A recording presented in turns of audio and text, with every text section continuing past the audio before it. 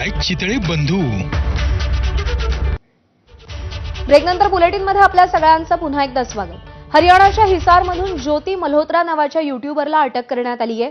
पाकिस्तानसाठी हेरगिरी केल्याचा ज्योती मल्होत्रावर आरोप आहे. ज्योती मल्होत्रा ही ट्रॅव्हल ब्लॉगर आहे आणि ती पाकिस्तानच्या हायकमिशनमध्ये कार्यरत असलेल्या दानिश नावाच्या अधिकाऱ्याच्या संपर्कात होती. दानिशनं ज्योतीला पाकिस्तानातही पाठवलं होतं. पाकिस्तानात जाऊन तिनं गुप्त माहिती पुरवल्याचं उघड झालंय. दरम्यान आतापर्यंत पंजाब आणि हरियाणातून 6 पाकिस्तानी हेरांना अटक करण्यात आली आहे. दरम्यान या सगळ्या संदर्भात पोलिसांनी काय माहिती दिली आहे ती आपण पाहूया. ज्योति रानी पुत्री हरीश कुमार आरओ एक्सटेंशन हिसार को ऑफिशियल सीक्रेट एक्ट और 152 बीएनएस के अंतर्गत अरेस्ट किया है। इसके पास प्राप्त मोबाइल और लैपटॉप से हमें कुछ संदिग्ध सामग्री प्राप्त हुई है। इसको हमने 5 दिन की रिमांड पे लिया है, पूछताछ जारी है। ये लगातार पाकिस्तानी नागरिक के संपर्क में थी, उसके बारे में इससे पूछताछ की जाएगी।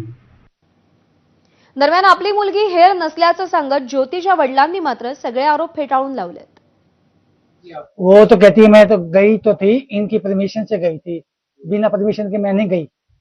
हमारे घर आए थे, ये सीआईडी आए थे, इनने सारा कुछ लिए, सारे डॉक्यूमेंट्स बनवाए थे, जब गई थी मैं, वैसे नहीं गई। मतलब भारत सरकार के परमिशन से गई? हाँ जी, मैं तो कुछ ही नहीं मांग करता, ना तो सामान दे दो, मैं तो खुश है।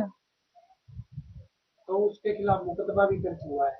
मुकदमा दर्ज हो रहा है जी, केस चलेगा हमारे ऊपर, वकील करना पड़ेगा हमारे को। आणि अपडेट जाणून घेऊयात. सोमेश कोलगे आपले प्रतिनिधी सध्या आपल्या सोबत आहेत. सोमेश, ज्योतीचं पाकिस्तान कनेक्शन कसं समोर आलंय, काय कारवाई होतीये आणि तिच्यावरचे आरोप तिचे वडील नेमके का फेटाळून लावतात? प्रज्ञा, ज्योती मल्होत्रा ही एक गुप्तहेर म्हणून काम करत होती आणि ही गुप्तहेर म्हणून काम करत असताना तिने पाकिस्तानी उच्च आयोगातील एका अधिकाऱ्यासोबत संधान साधलं होतं आणि त्यासोबतच पाकिस्तानमध्ये गेल्यानंतर या उच्च आयोगातील अधिकाऱ्याने दानिश नावाच्या एका व्यक्तीसोबत तिची ओळख करून दिली, जो पाकिस्तानी गुप्तहेरांसोबत कम्युनिकेट करत होता आणि त्या गुप्तहेरांना माहिती पुरवण्याचं काम ज्योती मल्होत्राने केलं होतं. ज्योती मल्होत्रा भारतामध्ये कोणकोणत्या ठिकाणी गेली, ती कोणत्या कोणत्या ऑफिसेसना भेटली, ती कुठल्या सरकारी कार्यालयांमध्ये गेली होती का, याविषयीची माहिती गोळा करण्याचं आणि तपास करण्याचं काम आता सुरू आहे.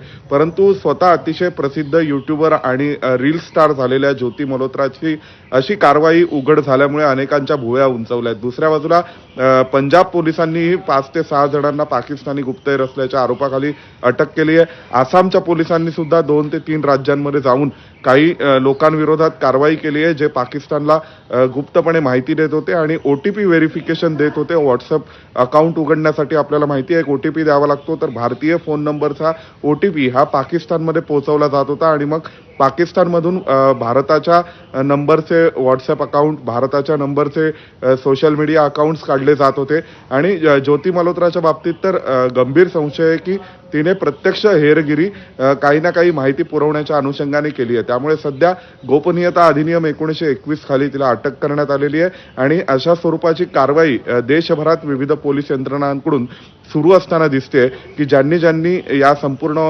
आतापर्यंत पाकिस्तानसोबत काही ना काही संबंध प्रस्थापित केलेत किंवा पाकिस्तानला माहिती पुरवण्याचं काम केलेलं आहे, पाकिस्तानी गुप्तहेर यंत्रणांसोबत संबंध प्रस्थापित केलेत, त्या सगळ्यांवरच सध्या पोलीस नजर ठेवून आहेत आणि पोलिसांकडून कठोर कारवाया सुरू झालेल्या आहेत. निश्चित. सोमेश, धन्यवाद दिलेल्या माहितीसाठी.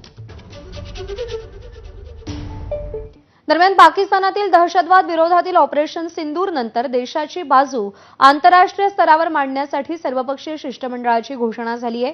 केंद्र सरकारनं 7 सर्वपक्षीय